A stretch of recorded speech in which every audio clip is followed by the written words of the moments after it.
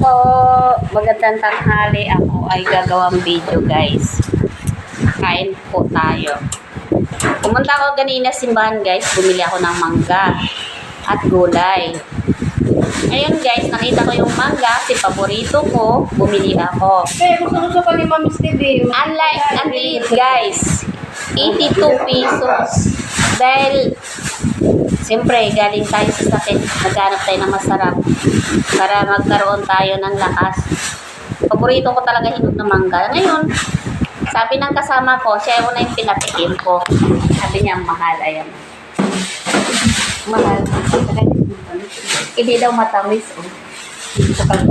Ganda ng kasama ko na bagong rito. Wow. Hindi daw matamis, guys.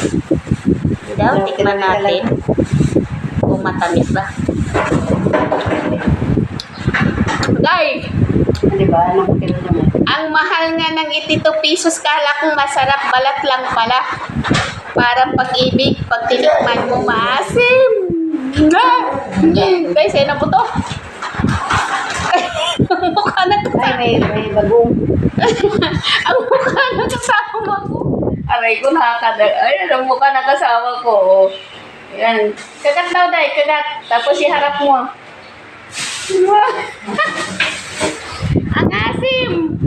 Kalahati lang, pisngi lang ano. Bong, may tapon yan dong. Baka hanapin. Doon kasi doon sa Yan, overpass yan. ng Imarte, pag ako nagsisimba, 300 plus, 6 na piraso, pero malalaki. Ano daw yun? Batangas. Batangas. Try ko na, Tapos may may stick. uy, nag-live ako. Marinig kayo ni ma'am, yari kayo. Hindi, joke lang yun.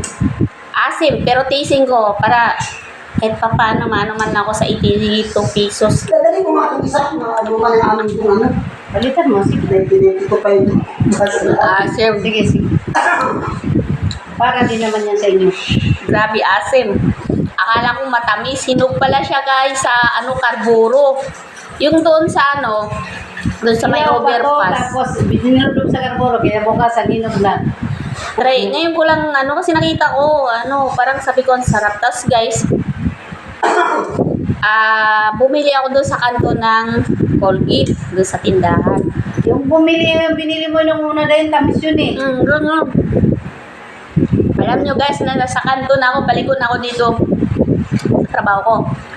Alam nyo ba, guys, sa daming tao, may anghel pa yung Ano yan? cellphone na Dinuguan? iwan doon sa Okay na. gilid ng Saan galing yan? tindahan. Binili ata ni Sir.